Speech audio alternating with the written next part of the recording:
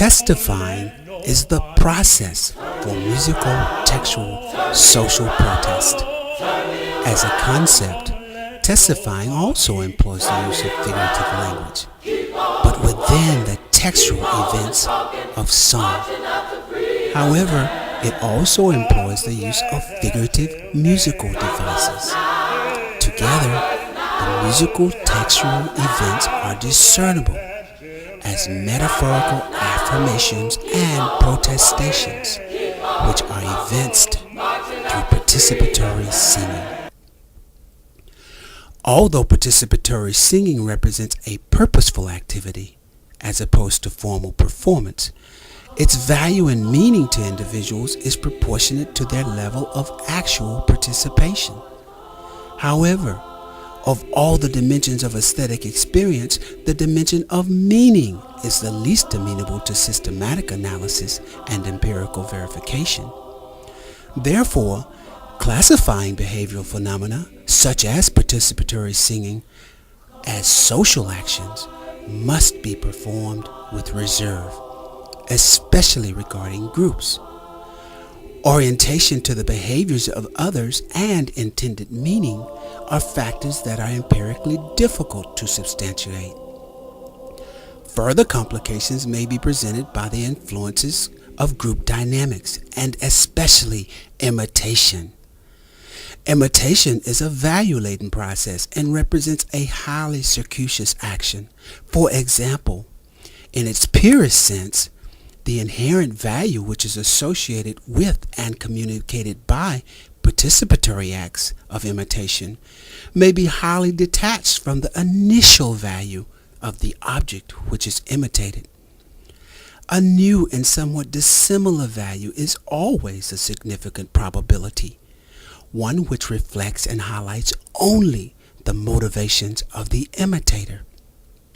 Consequently, we must account for the formation of a requisite unity of meaning between the imitator and the initial source, if we are to consider testifying as social action within the larger context of organized collective resistance.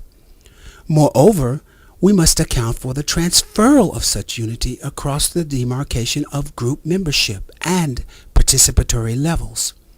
Again, as in troping, while the motivation of the imitator remains the most crucial element in this process, the unity of meaning can occur only when both meaning and motivation are synchronized between the initial source, the imitator, and the passive observer.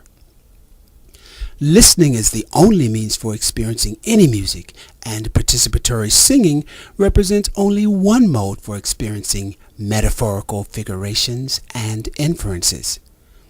The participatory singer, whether the imitator or the imitated, listens and might be considered either actively or passively engaged within an activity-focused experience. Active listeners initiate and maintain a conscious focus on the properties of the aesthetic object.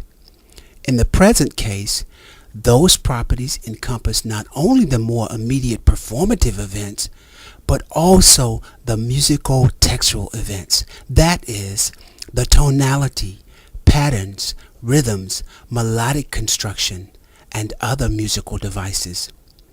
For the active participant, the fulfillment of the experience, that is, the establishment of meaning, greatly relies on creative strategies for redaction and imitation of the initial source. Conversely, the passive listener employs a more sporadic focus level on the performative and musical textual events, or in many instances may employ no discernible level of focus at all. For the passive participant, meaning remains evasive. This is not to imply that meaning remains unfulfilled for the passive, but it must arise from the impetus of the musical textual events. Likewise, While physically detached from the various aspects of the performative events, the observer also engages listening as either an active or passive perceptual utility, and meaning also arises primarily from the musical textual events.